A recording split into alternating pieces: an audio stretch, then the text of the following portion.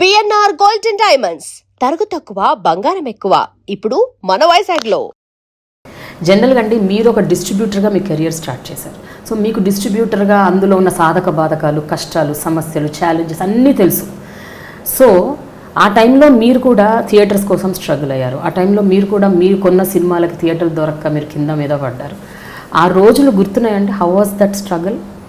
ఆ ఇన్సిడెంట్స్ అంటే అవన్నీ నాకు గుర్తున్నాయి కాబట్టి ఇవాళ నాకు డిస్ట్రిబ్యూటర్ అంటే రెస్పెక్ట్ ఎక్కువ అండి. డిస్ట్రిబ్యూటర్ని ఎవరన్నా తిడుతుంటే నాకు నచ్చదు. ఓకే, నేను రియాక్ట్ అవుతాను. ఎందుకంటే ఫైనల్గా ఇక్కడ హోల్ ఎపిసోడ్లో 90% నష్టపోయేది డిస్ట్రిబ్యూటర్. సంవత్సరంలో వచ్చే సక్సెస్ఫుల్ ఫిలిమ్స్ ఎన్ని? 10 to 15, 10 to 20 ఫిలిమ్స్. 100 ఫిలిమ్స్ కొంటున్నారు డిస్ట్రిబ్యూటర్. అంటే ఆ 80 ఫిలిమ్స్లో వాడు నష్టపోతున్నారు. ఎవరైనా కావచ్చు, డిస్ట్రిబ్యూటర్ నష్టపోతున్నాడు. సక్సెస్ వచ్చినప్పుడు మట్టుకు ఇక్కడ కూర్చొని మేము ఫిలిం నగర్లో మా ఆలోచన ఎలా ఉంటాయంటే, డిస్ట్రిబ్యూటర్ మా సినిమాలు మొత్తం తినేస్తున్నాడు, మనకు అన్ని దొంగ లెక్కలు చూపిస్తున్నాడు, ఈ ఫీలింగ్లో ఉంటారు. మరి మనమే ఒక ఫ్లాప్ ఇచ్చామేమన్నా, మరి మన డబ్బు ద్వారా మనం ఇచ్చిన సినిమా ద్వారా డిస్ట్రిబ్యూటర్ డబ్బు పోయిందే అని ఎవ్వరు ఆలోచించరు. ఫండమెంటలీ నాకు అది నచ్చదు. సో నేను సాధ్యమంత మట్టుకు నేను నా డిస్ట్రిబ్యూటర్లను కాపాడుకోవాలని ప్రయత్నం చేస్తాను. 90% అక్కడ నేను సక్సెస్ అయ్యాను. 10% చెప్పాను కదా.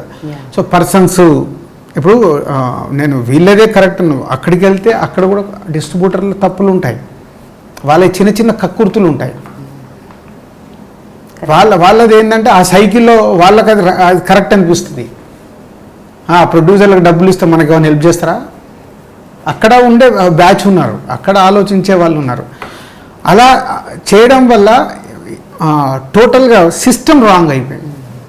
సిస్టమ్ సెట్ కావాలి. ఇప్పుడు మేబీ మా విషయం ఏంటంటే తొందరగా ఆన్లైన్ అయిపోయి ఎవ్రీవేర్ సిస్టమేటిక్ వైట్ అయిపోతే డెఫినెట్గా నాలాంటి ప్రొడ్యూసర్కి రెగ్యులర్గా సినిమాలు తీసే వాళ్ళకి చాలా హెల్ప్ఫుల్ అది. కానీ మీలాంటి ప్రొడ్యూసర్స్ ఎంతమంది ఉన్నారు రాజు గారు? నిజంగా చెప్పండి. పర్సంటేజ్ తక్కువ అండ్ నష్టపోయే వాళ్ళు ఎక్కువ and on top of it పెద్ద పెద్ద బడ్జెట్లు పెట్టి సినిమాలు తీసేస్తున్నారు. అవి వారం కూడా ఆడట్లేదు చాలా సినిమాలు. అందరూ నష్టపోతున్నారు, ప్రొడ్యూసరు, డిస్ట్రిబ్యూటర్లు, everybody is going for losses, theatres. So ఈ సిచ్యువేషన్ని మార్చే ఎప్పుడు మారుద్ది అంటే సినిమా తీసేటప్పుడే ప్రతి ఒక్కరు జాగ్రత్తగా ఉండాలి. ఒక స్క్రిప్ట్ సెలెక్షన్ దగ్గర నుంచి జాగ్రత్తగా ఉండాలి.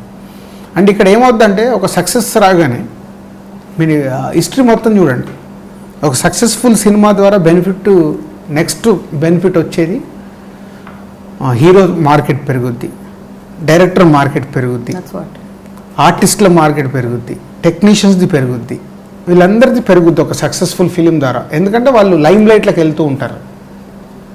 ప్రొడ్యూసర్ మార్కెట్ పెరగదు, డిస్ట్రిబ్యూటర్కు పెరగదు, ఎగ్జిబ్యూటర్కు పెరగదు. వీళ్ళు ఎందుకంటే ఈ కింద వీళ్ళందరూ బిజినెస్ మట్టుకే చేస్తారు. వీళ్ళందరూ ఓన్లీ డబ్బు పెట్టడం, వాళ్ళు తీసుకునే వాళ్ళు, వీళ్ళు ఇచ్చేవాళ్ళు, డబ్బు పెట్టడము, ఎంత లాభ నష్టాలు చూసుకునేదేమో వీళ్ళు సర్వీస్ చేసేవాళ్ళు. కాబట్టి వీళ్ళ మార్కెట్ పెరుగుతూ ఉంటుంది. సో ఇక్కడ మార్కెట్ పెరిగినప్పుడు బడ్జెట్ ఎలా పెరుగుద్ది? హీరో, డైరెక్టర్, ఆర్టిస్టులు, టెక్నీషియన్స్ వీళ్ళందరూ పెరుగుతున్న కొద్దీ బడ్జెట్ పెరుగుద్ది. ఇప్పుడు నాలాంటి వాళ్ళు కొంతమంది ప్రొడ్యూసర్స్ ఎందుకు మేము సస్టైన్ అవుతామంటే, ఫస్ట్ నుంచి మేము అన్ని క్యాలిక్యులేట్ చేసుకుని ఈ సినిమా ఈ బడ్జెట్లో చేయాలా వద్దా, లేదు ఒక ఓవర్ బడ్జెట్ అయితే సినిమా చేయడం వల్ల ఉపయోగం లేదు, మేము ఆగిపోవడానికి ట్రై చేస్తాం. బట్ సమ్వన్ ఇంట్రెస్ట్, డబ్బు ఉంటుంది, సినిమా తీయాలి, హీరో ఎంతన్నా ఓకే, డైరెక్టర్ ఎంతన్నా ఓకే, ఎవరు ఎంతన్నా ఓకే, అందరికి ఇచ్చేసినప్పుడు ఆ సినిమాతో ఆగిపోదు అది. ఈ ఇంపాక్ట్ ఏమవుతుంది, తను ఇచ్చేస్తాడు, 1-2 సినిమాలు చేస్తాడు, వెళ్ళిపోతాడు. బట్ ఈ ఇంపాక్ట్ ట్రావెల్ అవుతుంది, నెక్స్ట్ సినిమా తీసే అందరి మీద ట్రావెల్ అవుతుంది. సో ఈ సిస్టంలోనే తప్పుంది.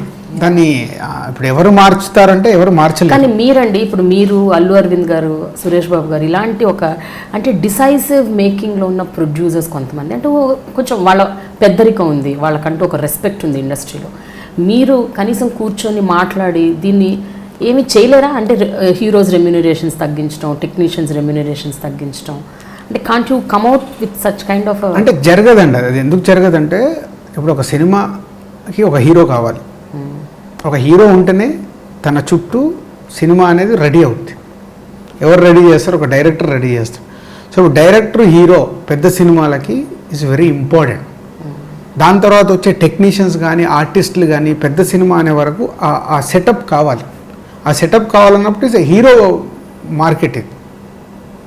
సో హీరో ద్వారా జరగాల్సిన market film industry. It's not Telugu. I understand. నేను అనేది ఏంటంటే హీరో మార్కెటే, అన్ని కరెక్టే. బట్ హీరోలకి టెక్నీషియన్లు కూడా తెలుసు, డైరెక్టర్లు కూడా తెలుసు ప్రస్తుతం సిచ్యువేషన్ ఏంటి తెలుసు. వారం కూడా సినిమాలు, ఏ బాహుబలి లాంటి సినిమాలే 3-4 తెలియదండి. అదే తెలుసు అనుకోవడం మనం అనుకుంటాం తెలుసని. ఎందుకు తెలియదంటే ఎవరు వెళ్ళి కూడా నిజాయితీగా చెప్పరు ఇది అని. చెప్పడానికి ప్రయత్నం చేసామనుకో, ఇప్పుడు నాలాంటి వాళ్ళు కూడా వాళ్ళ దృష్టిలో తప్పు అవుతుంది. వీళ్ళు అన్ని అబద్ధాలు చెప్తున్నారు, వీళ్ళు తప్పులు చెప్తున్నారు. సో ఇట్స్ నేను అందుకే ఎవరి మీద నేను రుద్దలేను. మాలాంటి ఇప్పుడు మీరు ఏదైతే చెప్పినా ఈ ప్రొడ్యూసర్స్ అందున్నారో మేము రుద్దలేము. మేమేంటి నవ్వుతూ సజెస్టివ్గా కూడా మీరు ఏమి చెప్పలేము. చెప్తే తీసుకోవడం. మీరు ఒక సినిమాకి అలా చేశారు. సీతమ్మ వాకిట్లో సిరిమల్ల చెట్టు సినిమాకి మహేష్ బాబు గారిని, వెంకటేష్ గారిని, ఇద్దరిని పెద్ద హీరోలని ఒప్పించి సినిమా తీసి వాళ్ళిద్దరి రెమ్యునరేషన్స్ కూడా వాళ్ళు తగ్గించుకునేలాగా మీరు వాళ్ళని కన్విన్స్ చేశారు. వాళ్ళు ఒప్పుకున్నారు. It's a process. ఎప్పుడో ఒక్కసారి జరుగుద్ది అది. ఎందుకంటే ఆ కథ జరిపించింది. ఆ కథ అంటే చాలా రోజుల తర్వాత ఒక మల్టీ స్టార్ సినిమా, ఒక బ్యూటిఫుల్ ఫ్యామిలీ ఎమోషన్స్తో కూడుకున్న సినిమా, ఆ కథ వాళ్ళకి నచ్చడము, క్యారెక్టర్లు నచ్చడం, ఇవన్నీ జరగడం వల్ల మహేష్ బాబు గారు నిజంగా ఆ ప్రాజెక్ట్ జరగడానికి మెయిన్ రీజన్ మహేష్ బాబు గారే. సో మహేష్ బాబు గారు కూడా అన్ని రకాలుగా లేదు ఈ సినిమా ఇలాగే తీయాలి, ఈ సినిమా మళ్ళీ ఏదో ఫైట్లు పెట్టి పాటలు పెట్టి సెట్లు వేసి తీయకూడదు, న్యాచురల్గానే తీద్దాము. సో అందరు అలా టీమ్గా తయారయ్యారు. అది ఎప్పుడూ ఒకసారి కానీ జరుగుద్దండి, అది రెగ్యులర్గా జరగదు. సో ఇట్స్ స్టోరీ డిమాండ్ చేయడం వల్ల మహేష్ బాబు లాంటి హీరో తగ్గడం వల్ల వెంకటేష్ గారు కూడా సపోర్ట్ చేయడం. వెంకటేష్ గారు ఈజ్ ప్రొడ్యూసర్కు సూపర్ సపోర్ట్గా ఉండే హీరో. సో ఉండడం వల్ల జరిగింది అది. ఏ ఒక్కరు లేకుండా జరగదు. ఓకే రాజుగారు, మీ సినిమాలకు సంబంధించి మీరు మొదటి నుంచి తీసిన సినిమాలన్నీ చూస్తే ప్రతి సినిమాకి మీరు ఇనీషియల్గా ఒక పర్టికులర్ హీరో ఒకరిద్దరిని అనుకుని తర్వాత వేరే వాళ్ళకి జీరోయిన్ అయ్యారు. బిగినింగ్ నుంచి కూడా రైట్ ఫ్రమ్ ఆర్య, భద్ర, అందరూ యూ హ్యాడ్ 3-4 ఆప్షన్స్. ఎందుకు అట్లా అంటే why you couldn't correct person మీరు ఎందుకు సెలెక్ట్ చేసుకోలేకపోయారు? ఒక స్క్రిప్ట్ అనుకున్నప్పుడు ముందు స్క్రిప్ట్ రెడీ అవుద్దండి. ఇప్పుడు ఆ స్క్రిప్ట్ రెడీ అయినప్పుడు మేము ఒక హీరోని అనుకుంటే డైరెక్ట్గా ఫిట్ కాదు. మేము చెప్పిన స్క్రిప్ట్ ఆ హీరోకి నచ్చుండకపోవచ్చు. మేము అనుకున్న బాడీ లాంగ్వేజ్ ఆ హీరోకి కరెక్ట్ కాకపోవచ్చు.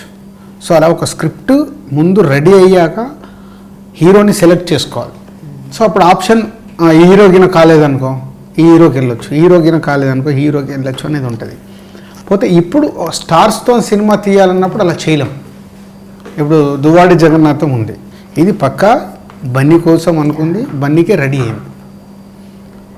That's what. అంటే బిగినింగ్లో మాత్రం అట్లా ఉండేది కదా, యూ హ్యాడ్ ఆప్షన్స్. ఇప్పుడు సీతమ్మ వాకిట్లో సిరిమల్ల చెట్టు ఉంది, నిజంగా మహేష్ బాబు గారు, వెంకటేష్ గారు లేకుంటే నేను అప్కమింగ్ హీరోస్తో తీయాలి. సో అట్లా డెఫినెట్ ఆప్షన్ ఉండాల్సింది ఒక స్క్రిప్ట్కి. సో స్క్రిప్ట్ రెడీ అయ్యాకే హీరో వస్తారు. బట్ స్టార్తో సినిమా తీయాలన్నప్పుడు ఈ హీరో ఇప్పుడు నెక్స్ట్ నేను ప్రభాస్తో సినిమా తీయాలి అంటే ప్రభాస్ను దృష్టిలో పెట్టుకొని నేను అనుకున్న మాకు ఎవరన్నా డైరెక్టర్ కానీ రైటర్ కానీ చెప్పిన ఐడియాని రెడీ చేయాలి. సో అలా తయారు. ఇనీషియల్గా ఆర్య సినిమా స్క్రిప్ట్తో మీరు వెళ్ళినప్పుడు అల్లు అరవింద్ గారు వాజ్ నాట్ దట్, అంటే సుముఖంగా లేరని విన్నాను ఆ స్క్రిప్ట్కి. కానీ అది బన్నీకి సూట్ అవుతుందో లేదో? బన్నీకి సూట్ అవుతుంది. బన్నీకి ఎప్పుడు ఆ కథ మీద డౌట్ లేదు. సెకండ్ హాఫ్ వెళ్తున్న విధానం మీద డౌట్ ఉండదు. సో దానికి మేము చాలా మళ్ళీ రీవర్క్ చేసి ఒక 2-3 మీటింగ్లు అయ్యాక ఒక స్టేజ్లో అయితే సుక్కు అమ్మో నా వల్ల అవ్వట్లేదు, నేను వెళ్ళిపోయి కాలేజీలో లెక్చరర్ ఇది కంటిన్యూ చేస్తాను ఒకరోజు నాతో, మళ్ళీ కూల్ అయ్యి లేదు చేద్దామని చేసి మళ్ళీ బన్నీతో కూర్చొని అన్ని ఫైనల్ చేసి తర్వాత మళ్ళీ అరవింద్ గారికి చెప్పి అలా ఓకే చేసిన ప్రాసెస్ పట్టి బ్లాక్ బస్టర్ అది కదండి.